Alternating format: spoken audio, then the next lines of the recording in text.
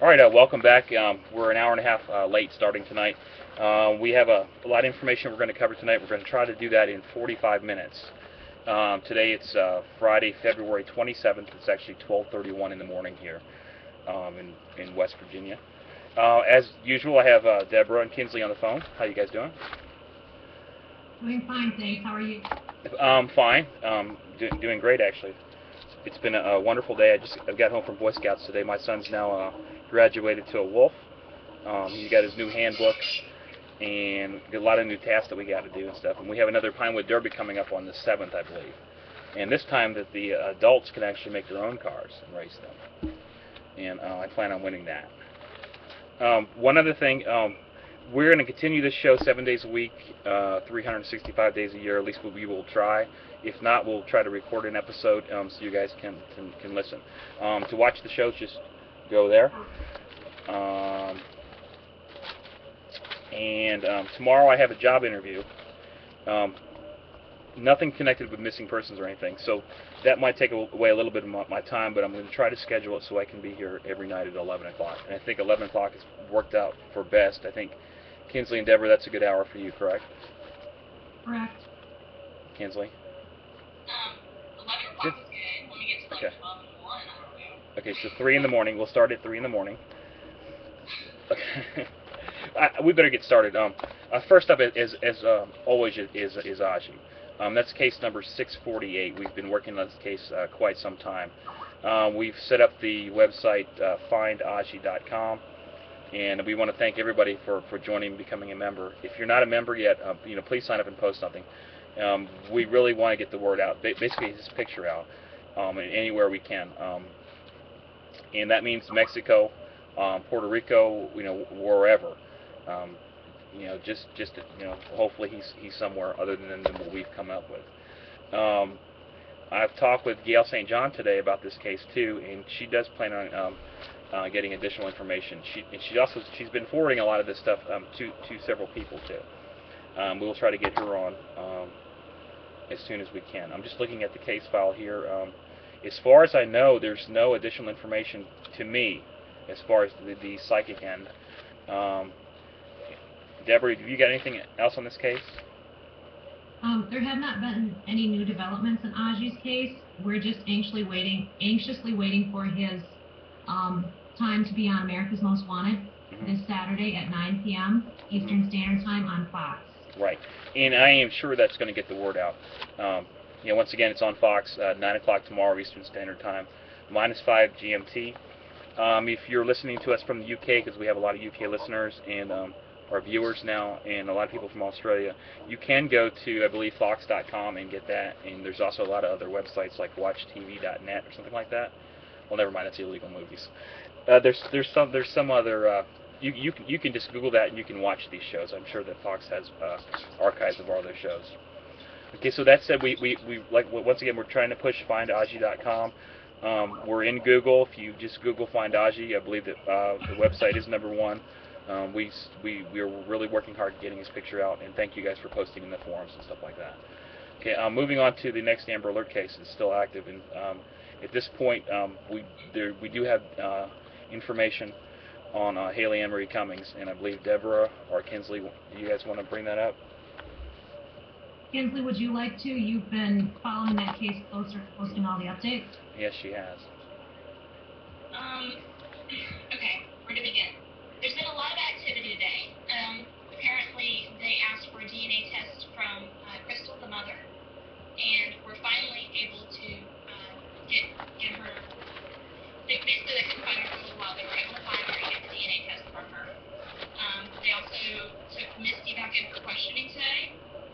They spoke with Ron for a little while in the trailer, and after that, following that about 40 minutes later, then they began searching in a dumpster right behind his fence. And it's a construction dumpster, and they emptied it out, and from what we're hearing now, they haven't found anything. But they did have tiger dogs out there today, and there was about 7 of them, and they're planning to have another dozen tomorrow. Okay. Deborah, do you have anything to add to that? I know that in a lot of cases, there hits a point, a certain amount of time after someone's been missing, that they bring in the cadaver dogs. Mm-hmm. And I really hope that that's what this is, and that is what law enforcement has stated that it is. But then again, it seems a little odd to me. Yes, it seems very odd. The movement things that have happened. Looking over the case files that I've been doing so far, and the information that I'm getting from Deborah and Kinsley and other people, I've been saying safe all along. With this new information, to me, it doesn't look so good. I've heard reports today that the dogs did hit or did sign on some items that were in the dumpster, I believe. Yeah, apparently there was 3 dogs that hit on him. Okay. Well, from what I know with experience working with Gail and the dogs that they had, those dogs only hit on cadavers. They only hit on a human decaying body, and that's it. So that's actually really sad news. And I really wanted to be right on this case, and I still hope I am. But the way it is looking right now, it does not look good. Especially if they're making that information public. We really. They told the parents to stay in their respective places. I think is the words they used. Okay. They didn't want them coming to the dumpster site. Okay, no, that's really not good news at all. Am I missing Kinsley, or were they back searching at the residence today also? Yes. They've been searching everywhere today. Can I get a link? Can I get a link to the news story?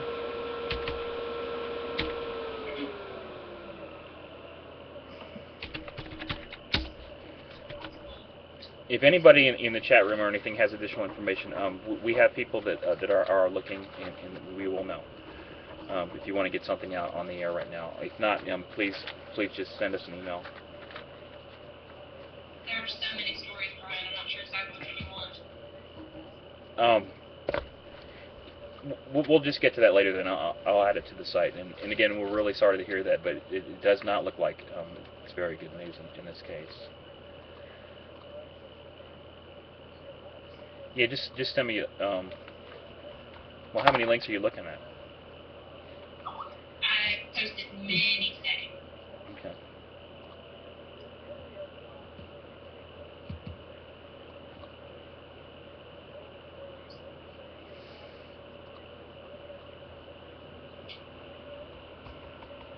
Okay, thank you. Hang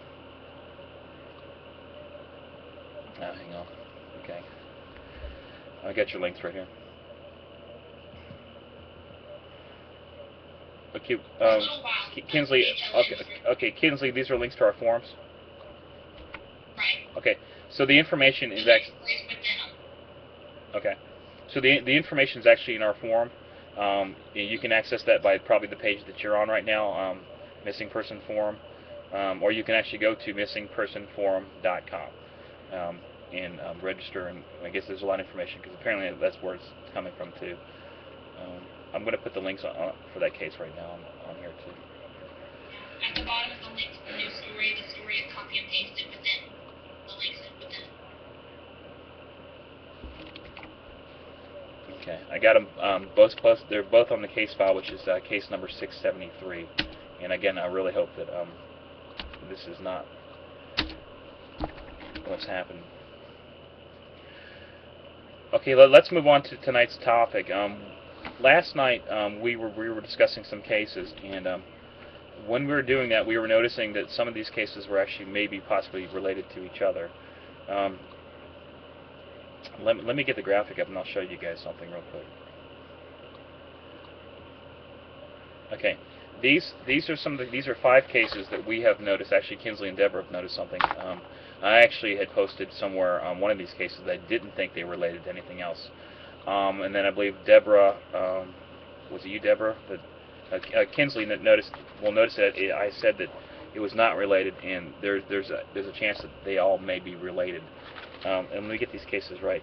The last case we weren't able to finish on was case number 277, I believe, and that's Charles Arlin Henderson.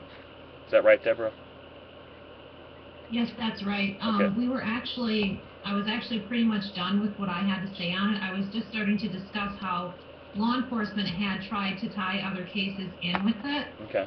and had brought up the cases of Sean Hornbeck, Ben Ownby, and as most people know, both of them are found. They were located, and they are safe. They did also try to tie in Scott Kleeschulte and Bianca Piper to Michael Devlin. Okay. But law enforcement was not able to come up with any evidence to tie them together, even though several agencies worked together on it. Okay. So but that doesn't mean that they're not related. Okay. So what we've done is, since the case number 277 we didn't get to last night, as we said, we would look through the case files and see what was possibly connected. And thank you guys for doing that research. We found that case number 278, case 294, case 140, and 272, and they are as follows: Scott Kleeschulte, Bianca Noble Piper, Sean Hornbeck, and Ben Ownby. And as you can see right now, their pictures are on the screen. And there's one thing that I noticed is their pictures. If you look at the boys, they look to me similar. Yeah, they look to me, and as far as the ages goes, they're pretty close to the same ages too. Same with Bianca. They all have a similar look. Right. And so what we're doing now is we're actually linking these cases together now. Is a possible connection actually on the site itself. But we're going to go over each case real quick, and then we're going to note the similarities, and then we'll get feedback from you guys, and see what we can do about this case. So I don't have another graphic for this, so I'm actually just going to go ahead and resize it. I know it's going to be really small here, but I'm going to move it over so you can see me in my makeup and everything. Well, I'm not wearing makeup, guys. I don't wear makeup. Okay. So case number 277, we did not get to last night. I think we started it, right? We started to mention that, and we said we're going to continue this later. Right, Deborah? You mean Charles Arlin, yeah. Lee Henderson? Yes. I had gone through all the statistics from the case story, and I was just discussing how it could be related to Sean and Ben, and then Scott Bianca. Okay. Okay, so that's left off, so it's your turn. Okay, good. Then it'll speed it up too. So case 277, Charles Arlin, Leon Henderson. The case was requested to be open on January 1st of 2007. We opened the case on the 17th of the same month. What it says, right below it, you'll see the first image. If you can, guys, if you can click on the image, it'll be the first image up there. That's case 277. You'll see a drawing of a man. Looks to me like an older man. It says below, I think Arlin is alive and safe. He was kidnapped a year ago, but now he is free, but very scared. I think he murdered his captor and does not want to be found. The drawing above is the best I could do. He dyed his hair black, medium length, and he has a receding hairline. And to me, that looks like some type of preacher. I mean, I don't know. What do you guys think? Are you able to see the picture? I see it. There's a cross. Yeah, and around his neck, it's something like I think that a preacher might wear. We got to find some way I can get all these images up so everybody can see them, so they don't actually have to go to the case file. But we'll work on that one too. Because the second dream drawing, there's a lot of stuff here, but basically it says Arlin is alive. He killed R.S. 6-inch knife, 2005 murder. If you hurt me, life in prison. Worked at a country market. And then this is where it says, I do not think Arlin's case has anything to do with the disappearance of Sean. And that would be Sean Hornbeck. Let me write that. Now, if you guys recall Sean Hornbeck case, I had posted that up there. That turned out to be correct, along with the apartment number and everything else, the location, and it actually matched Ben Ownby's. And I had contact from the father actually the day before he was found. All that stuff is up there if you guys want to read up on that.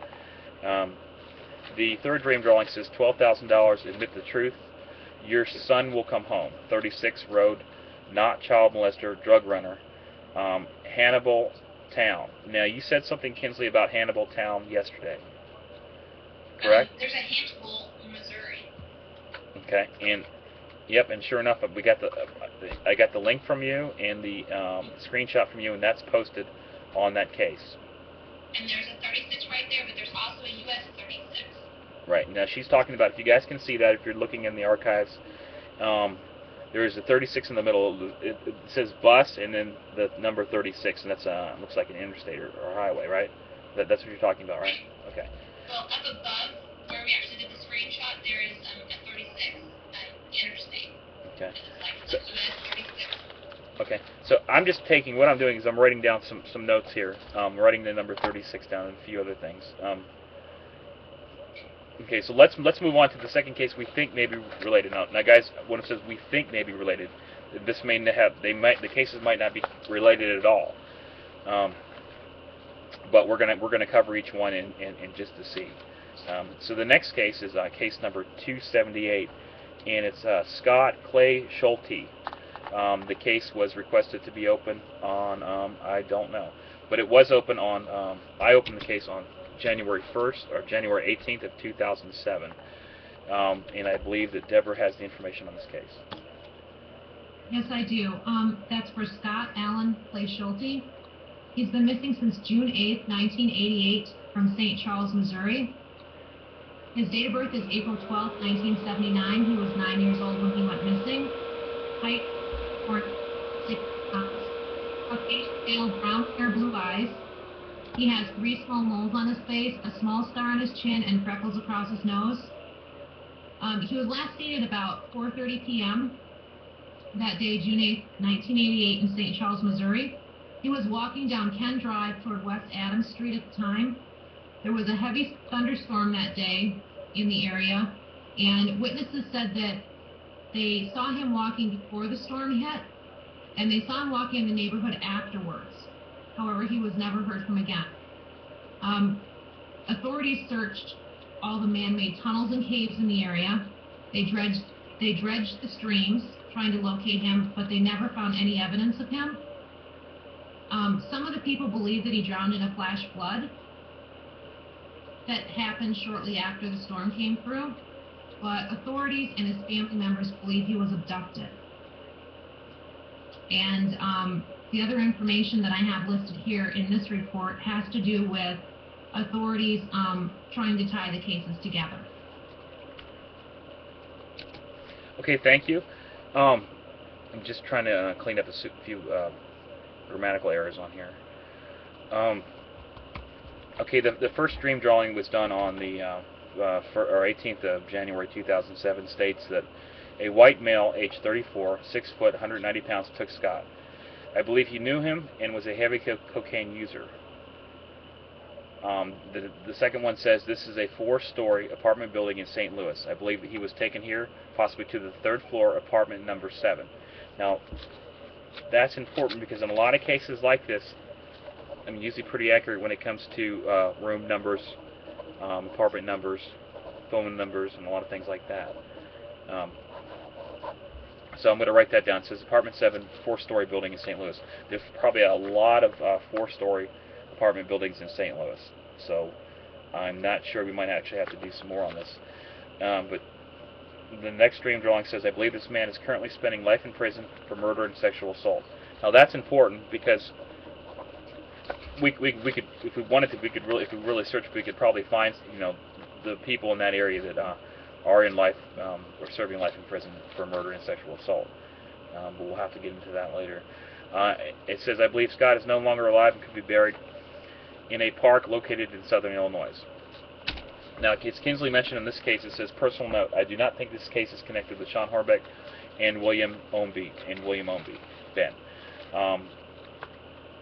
And I know that many readers are hoping that it is and that Scott could be alive. I also realize I could totally be wrong about this RV, but this is what I saw. So at that time, in January of 2007, I thought that this case was not connected. Like I said, I could be right, I could be wrong, but that really doesn't matter. Let's just get the information we can and see if we can make any use out of it. Going down here, just looking at what has happened so far, there's only been one email, and it's just I'm just reading here. There's something about the symbol of a black triangle, and that's symbology. I don't know if that really is pertinent to this case, but I do think that the zoo is important. The 4-story apartment building, maybe we could find something on that one. and the guy that might be in prison for murder, and see if he's ever confessed to anything or whatever. What do you guys think? Anybody? We can try to find something. Okay. Okay. If you guys don't know, Kinsley does a lot of work for us in the background. She researches, she uses Google Earth, Microsoft Maps, a lot of different things, and she's actually the reason why we're actually connecting these cases together. So thank you again, Kinsley. Sorry for all the. I really appreciate all the work that you're doing for us. Okay. The next case that you'll see up here is Sean Hornbeck. He was located. Deborah, do you know the date on that one? When he was located? I believe it was around January 12th, 2007. Okay. This is actually case number 240. Now we've discussed this already before in one of our past shows. I think Deborah will just sum it up real quick. But these dream drawings here turned out to be completely accurate.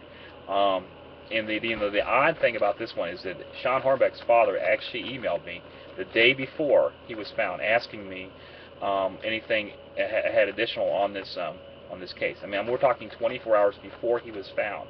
The dream drawings and stuff were posted, I believe, 4 months earlier, but he had run across my site and wrote me that. And actually, removing the email address, I actually have a copy of his email posted. Because what stunned me is, this child's been missing for 4 years. I had the information up. The information turned out to be correct. But not only that, I mean, what are the odds? I mean, he actually contacted me the day before he was found, and I believe it was called The Miracle in Montana. Is that what they call it? Is that where he was found? Missouri. Missouri. Miracle in Missouri.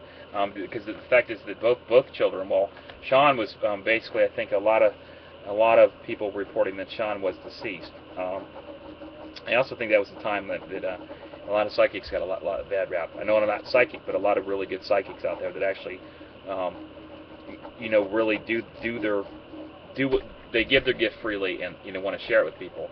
I think that kind of hurt them in a way. And I think CNN didn't actually cover the other side of the story on that one. But if you'll see there right there, you see the information. Deborah, can you sum people up in the case real quick? Then I'll go over the dream drawing quick. See if they have any similarity to this guy. To be quite honest, you know that case a whole lot better, and Okay. I spend more time working on your missing cases. Okay, that's fine. You're fired. Okay. I'm just kidding. Okay, anyways, guys, this is a really popular case. The reason why we're doing it is because the gentleman that actually had taken Sean might be the same gentleman that had maybe affected some of these other cases. Deborah, what is his name? His name is Michael Devlin. Michael Devlin. Okay. You'll see right here, it talks about the man that took Sean, approximately 5 foot, wears round glasses. It just talks about that, the number 4, the apartment building, the room number and stuff. And you guys will see on there the remote viewings in the actual apartment where he was found. Remember, this is case 140. You can actually click on that and see that. You'll see that it turns out to be correct. So it goes on, and mainly just information, news reports, and stories like that. And then it goes on to Ben Ownby, 13-year-old Ben Ownby, missing this Monday, has been found alive, and that was on January 14th of 2006. And it talks about what I was mentioning before. Okay, see, I see the man. There's his image up there. I wish I would have screenshotted that. Because really, guys, I think that's the person we're talking about. Is this man, correct? That would be possibly related to these other cases, right? Right. Okay. So what we're saying is, if this person abducted Sean, and then he was abducting Ben, there's probably there's a chance that he's been doing this before. He just got caught when he abducted Ben. Because what I know is, what I've heard is that Sean was actually in the car with this guy looking for another child. Is that correct? That is correct. And another thing is that Sean did not run away. I don't believe and I know he was scared. I really know it was, he was with this guy for 4 years. But after 4 years, the child was brainwashed. At least I believe he was brainwashed into thinking something else. From what I know, he bought him video games. He didn't have to go to school. He actually probably enjoyed his lifestyle in some way or another. But from what I know, I don't think that Sean ever really tried to contact his parents or anything. I mean, we know he could have gotten away if he wanted to. So what I'm saying is, these people out there that can brainwash these children into thinking, whatever he's doing is right, or he'll tell her. I don't know what happens, but I'm just saying this guy is that good that he could easily have taken these other children. So that said, we move on to the Ben Omby case, and that's case number 272, which was requested to be open on. I got an email. Actually, I got a fax. This case was faxed in on January 9th of 2007. The case was actually opened the next day, January 10th of 2007. It describes, it says Ben, white male, older, red shirt. Some of the stuff here, 25 miles, motel, St. Louis, which turns out to be the same place. No anger, 13. Please take Ben home, 9 miles. Once again, guys, you'll see how that case is connected to Sean Hornbeck. We put Johnny Gosh on there too. And actually there was a dream dwelling 4939 that I don't think that we have loaded tonight. Deborah, do you have any information on this case here? No, I guess I'm fired again. No, don't worry about it. Actually, it's my mistake. I know that you researched that and you wanted me to cover these. I should have actually brought up the information on here. But that's fine. What we're trying to do is just get attention to possibly that these cases may be related, and we'll look over these again. Taking notes. I'm particularly looking at some numbers here. Did you take a look at the time span, Brian? No. If these cases are related, they stem from 1988 up to 2007. Okay. Okay. So that's a long time. Right. And it could fit. It could fit then. Kinsley has done up a map. Kinsley, tell them about the map. I created the map. The ones that are in yellow are who is missing that we have cases open on, as well as when they went missing and where. If there's a pinpoint in each location. The red pinpoints are if they have been recovered, obviously who has been recovered or where they may be located near. Also, if you click on those pins, you'll also see the information that was held, that was in the dream, in each of the dreams. I put all the information into one place. Okay. Thank you. You think we should post this on each case file, or make something different for that? However you want to do it. Okay. Well, let's go ahead. Let's go ahead and post it on each case file here. Let me get that graphic down here too. Yeah, let's go ahead and do that. We're looking at it, and the yellow pins, if you look at the location from where they were taken, it's almost a complete circle. Okay, and that's important because when I believe this man was apprehended, he was driving around with Shawnee like I said, in the car, looking for another child. So, and if you pick the ages, Deborah, did we look at the ages? It's maybe Sean was getting too old for him. What was the age? What was Ben's age? Do you know? So hold on.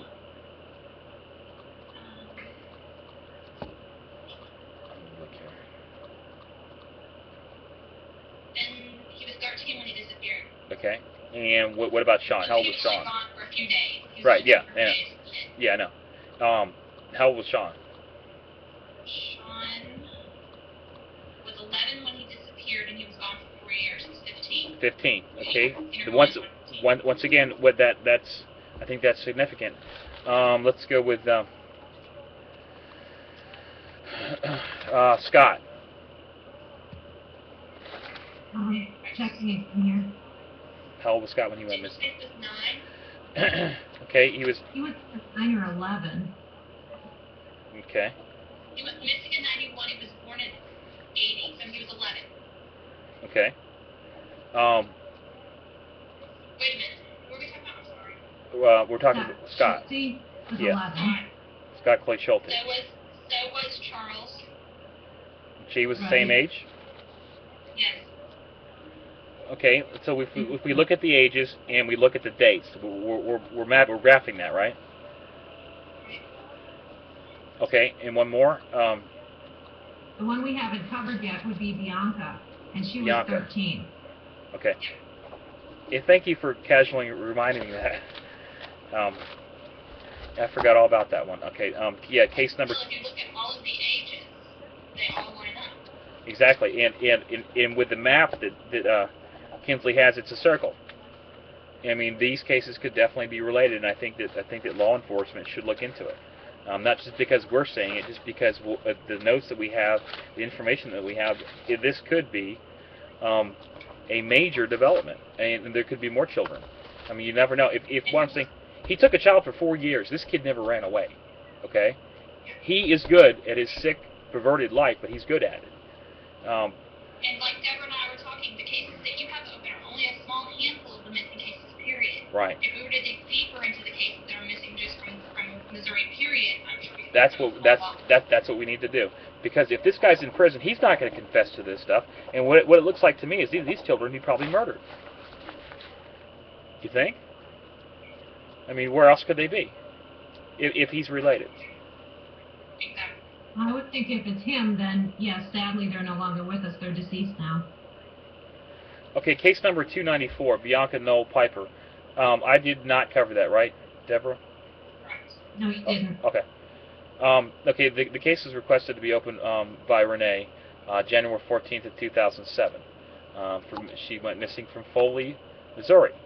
We got the case open on February 4th of 2007.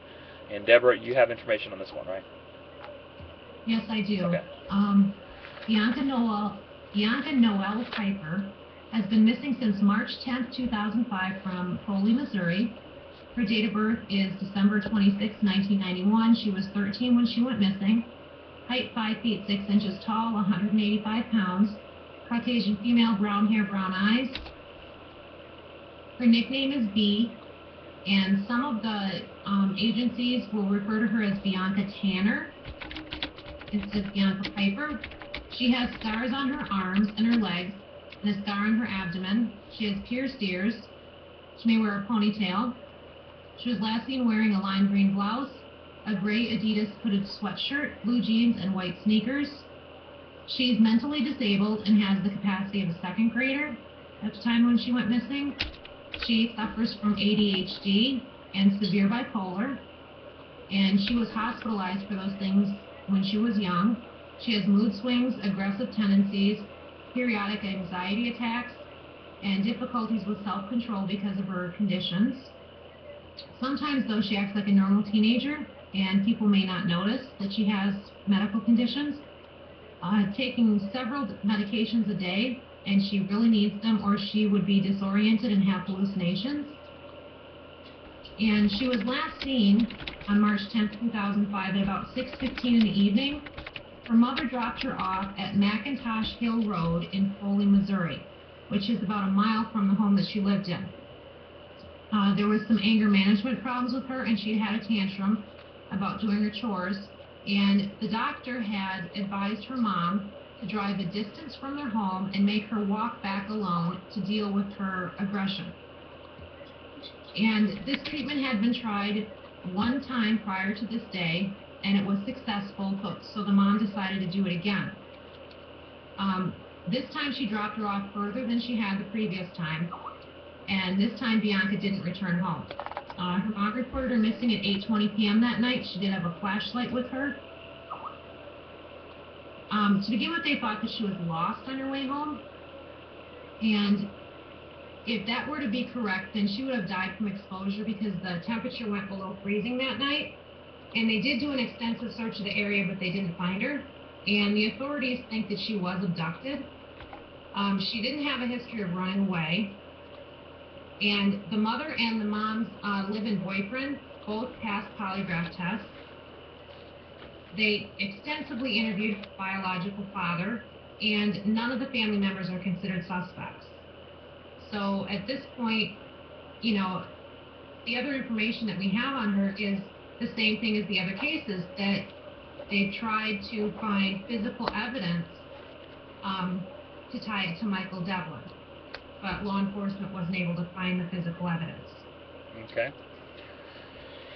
Yeah, thank you. And sorry about that. I didn't think I thought you did all the research on all the cases. I didn't think about these two. That's my fault.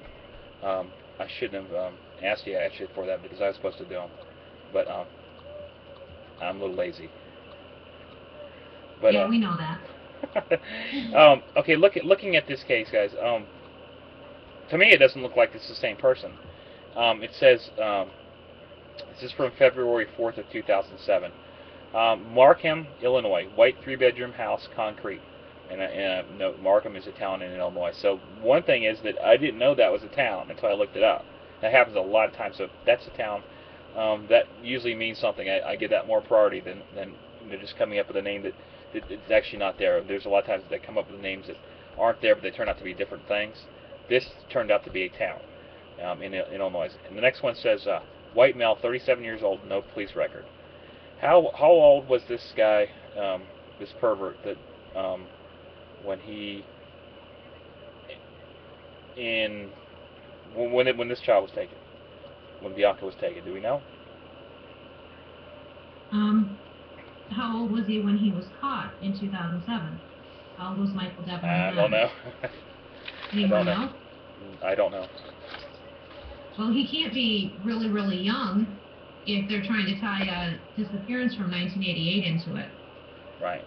So would he be 37 years old? Would he be 37 years old when Bianca was reported missing when? 05. 2005, yes. Yeah, this would be a different person. It even looks like a different person. If you guys see, there's actually a drawing of this person here. So maybe it's I could be wrong. These cases could be related. I'm just saying that's what I saw at that moment. Deborah, I would suggest that we redo all these, a few days apart or maybe a week apart. Michael was 41 when he was arrested. Oh, okay. So would that make... He was 41 when he was arrested. He was arrested in... When? 2007. 2007. He was 41. This is, he went missing... She went missing? Yeah. Missing 2005. That would make him 38? Possibly 39. Okay, but not 37. No, it wouldn't make him 37. Okay. There's also... Go on. To be honest, whenever I did the mapping, the only thing that didn't look... Deborah and I talked about it. The only thing that didn't look quite right about the whole map is that everybody seemed to kind of be in one area except for her, where you believe that she may be. If that makes sense. Yeah, it does. Where they were taking and where they may be at. It was kind of all in the same general area. But she was off in Illinois, and the rest of them were still in Missouri. Okay. What I'm doing is I'm actually posting a rape each case number. I'm actually posting possible related cases. I'm going to list all these. If you guys find anything, Deborah, maybe we should open a section on the forum for related cases. Unless you've already done that. No, I haven't, but I will open a section. You think that would be a good idea? I think it would be a wonderful idea, okay. Because we have other situations where there's cases tied together, such as Jesse Foster, Angela Marie Finger, Natalie Holloway, Amy Bradley, possibly. So this isn't the only instance where there's cases tied together. Okay. Yeah, so that's a great idea. And once again, guys, the forum is up there. If you're watching us on Ustream, YouTube, or whatever, please go to the forum. I do know a lot of people watch the archives. But if you can't see that, if it's too fuzzy, whatever, it's missingpersonforum.com. So that said, we discussed these cases. There's actually a whole bunch of information, guys, that we were not going to really get into, and a lot of stuff that I actually have failed to research, but I will do. But I think that there are a lot of cases out there that are related, and it's very important that police check every single lead, and there has to be some type of software program or something that we can use to match up certain either locations, ages, and stuff like that. Of course, FBI profiling and stuff like that, to see how these cases may be related, because there are not too many, thankfully, child molesters, freaks out there like this one guy, who I hope serves the rest of his life in prison, which I think he is.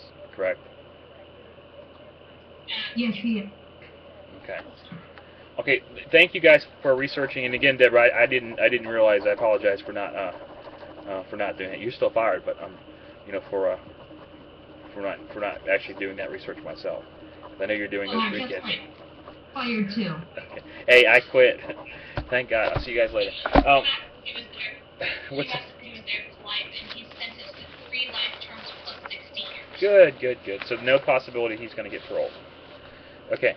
So then, can we torture him to get the information out of him, or is that just something the military can do? Maybe go visit him in your dreams. I really would not want to, but I mean, I'll do, like I said, I'll do anything it takes. Remember, guys, these are my dreams. Some come true, some don't. It doesn't really matter. Getting them out there. Everybody can do this. I'm not psychic. Everybody can do this. Please try recording your dreams if you need help. I'm trying to get a book written. It's a slow process, but we're actually working chapter by chapter. I have the ghostwriter, but really, it all depends on you. I learned this stuff myself. You can teach some people, but I think it all comes. You have to do it your own way. But just practice. I mean, I was going to do a show to show you guys exactly what I use to record dreams and how I do it, but we do all that later. That said, thank you guys, or thank you Deborah, and thank you Kinsley for being on. While we were doing the show, Gail St. John contacted me, and she will be working on a case in Toledo, Ohio, a missing woman, and I believe her name is Tiffany Chambers. She went missing, I think, recently. Age 23, height 5 foot 3 inches, 120 pounds. Last seen on Dorr Street in Toledo, West Toledo, Ohio. You will check with her. Hopefully, we can have her on too, and she can let us know what the updates are. From what I know, she'll be working on that case. So thank you guys for helping me out, and thank you guys for listening. And we will see you tomorrow, same time. Sorry if we're late again. If you guys don't want to wait around for the show, if we're late like usual, you can always go to the archives, and the archive link is right on up there. Or you can go to briansdreams.com/TV, and all that stuff is there. So once again, thank you very much. Good night.